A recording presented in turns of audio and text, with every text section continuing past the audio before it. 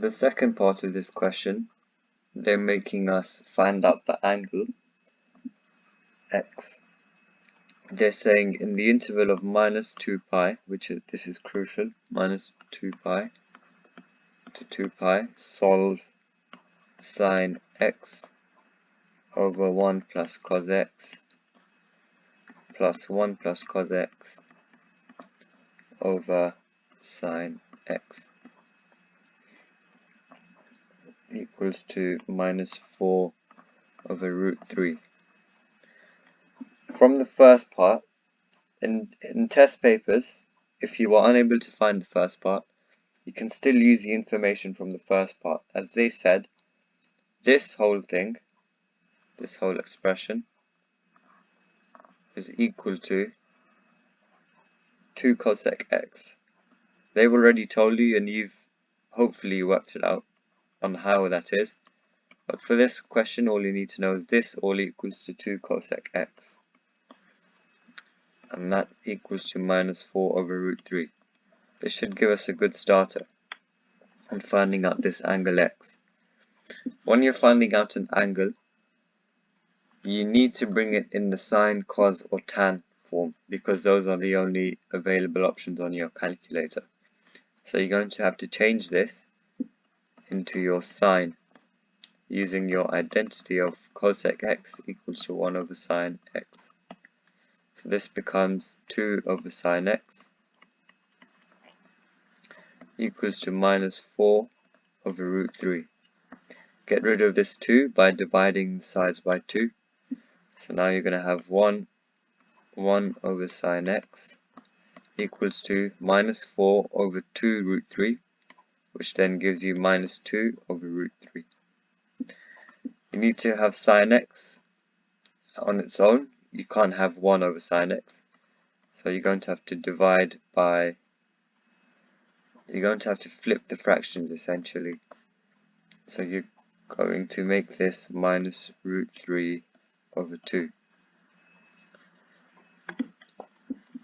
Now you can work it out. Use your inverse function on your calculator, and so sine minus 1 of minus root 3 over 2. That should give you pi minus pi over 3. That's our starter. Now we need to recognize they've given us an interval of minus 2 pi to 2 pi. So what we're going to have to do is we're going to have to use the class diagram going all the way clockwise in the positive direction and then in the negative direction too, because we're going from minus 360 to 360 degrees. We'll do the positive angle first. As it's minus pi over 3, you can also take that as pi over 3. So it is pi over 3. Cross diagram as so. As sine x equals to a negative value, that means we need to find the regions, the quadrants where sine is negative. So we're always going to be working out these two. To find these two values, we're going to have to do pi plus pi root 3 plus pi root 3 and 2 pi minus pi root 3 to find this angle. To find that one. 2 pi minus pi root 3. And that should give us pi over 3. I think I keep saying pi root 3. 4 over 3 pi for that one. And 5 over 3 pi for the C quadrant. And that would be our values in this region, 4 over 3 pi and 5 over 3 pi. Now in the negative sector, remember that when you're going in the negative direction, instead of going this way, you're going to go this way instead. So this will be your minus pi over 3. That will be your minus pi over 3. You're still working out these two regions. It doesn't change. So our first value is already given, minus pi over 3. So minus pi over 3, let's write that down. And then to find this value, this is minus pi, this line, minus pi. What you're going to have to do is, there's two options.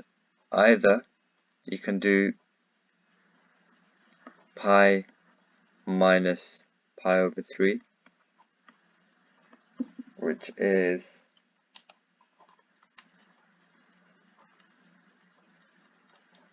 2 over 3 pi, and then change that into negative, or you can work it out manually by doing minus pi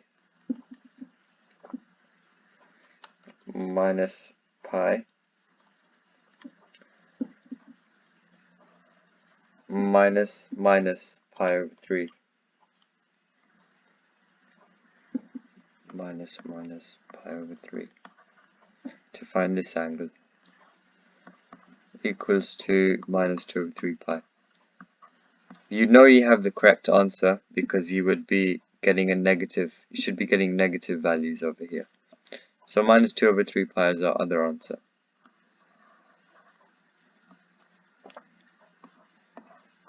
So our answers then are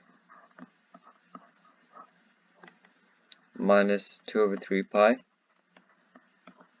minus pi over 3, 4 over 3 pi, and 5 over 3 pi.